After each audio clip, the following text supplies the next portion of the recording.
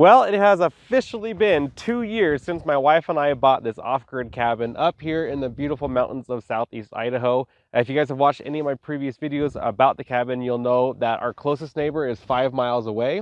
There's only one road to get into it. It's basically our own little paradise. We got very, very lucky in getting it, and we basically get to use it for lots of different reasons. But one of the biggest things is an emergency location, as well as a place to test a lot of off-grid solar generators. But truly, there has only been one solar generator for over 2 years now that has non-stop worked every single day for this cabin. That is the Titan solar generator. You can find it at poweredportablesolar.com. I'll have links down below for everything, but I want to go over why I like the Titan so much. Everybody says I'm biased. Well, let me tell you why I'm biased, and you tell me if I'm wrong. Everyone's entitled to their opinion, so I'm going to share mine. So stick around for this video of the Titan 2-year review.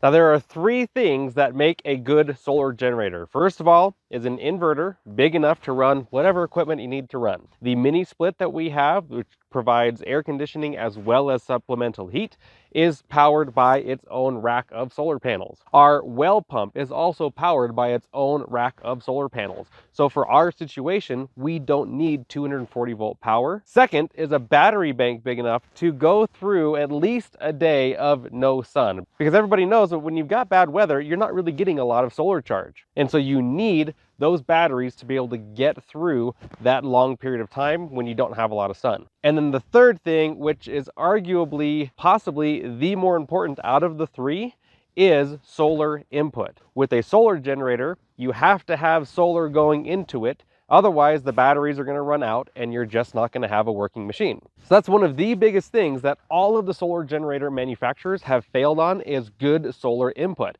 except for the Titan. The Titan has a 2,000 watt solar input, meaning I can actually get 2,000 watts of solar power to go into it. The next closest one is the EcoFlow Delta Pro, and that will let 1,600 watts of solar input go into it, but there's a caveat to it. From all of the testing that I've done so far, and I'm going to have a full video on this, so make sure you're subscribed to the channel for it, I cannot for the life of me get 1,600 watts of solar into it. The most I can actually get connected is about 1,400 watts. And the Delta Pro already costs more than the Titan itself. So right here behind me is my 3,900 watt solar panel array. And because the Titan allows me to over panel, I'm making 2,000 watts of power by like 8:30 or 9 in the morning. As soon as the sun comes up over this mountain here, my panels are making near full power. Now, the reason that's important is because there's only about 5 solar peak hours per day. Basically meaning if I've got 1,000 watts of solar panels connected, I've only got 5 hours in a day where those panels will actually be producing about 1,000 watts. And really the way that it breaks down is most solar panels never make their rated amount of output power. So a 300 watt panel will oftentimes only make a maximum of 250 watts. That is very common in solar panels. And so I may even have 1,000 watts connected, but I'm only getting 700. That's pretty normal. So the ability to over panel, 1, allows me to actually reach the maximum solar input, which for the Titan is 2,000 watts, but 2, increases my amount of solar peak hours per day. Because rather than having 5 peak hours from 10 a.m. to 3 p.m., I'm actually having peak hours from about 8 to 8:30 a.m. all the way until 5 or 6 p.m. depending on the time of year. So I nearly double the amount of solar peak hours where I can be inputting 2,000 watts into the Titan simply because it has the ability to over panel. Now, how does it have the ability to over panel? First of all, the Titan has 2 solar inputs, and each one is rated from 35 volts to 145 volts at 30 amps. So basically, I can connect any amount of solar panels in wattage as long as I am staying within the 35 to 145 volts and 30 amps. And so the ability to have nearly 4,000 watts of panels connected and not be damaging the Titan is absolutely incredible, because now I can charge all day long. Okay, so I've explained that thoroughly enough. Why the Titan is my #1 favorite is primarily because of its solar input. It is unbeatable in the solar generator world for any unit that is 120 volt power. You can beat it if you get 2 Delta Pros and you link them together and you have the 240 volt special hub, which I will be doing a video on. But Only in that way can you get more than 2,000 watts of solar input, but just by a bit at 2,800 watts at the absolute very most. And that's wattage connected, not true wattage in.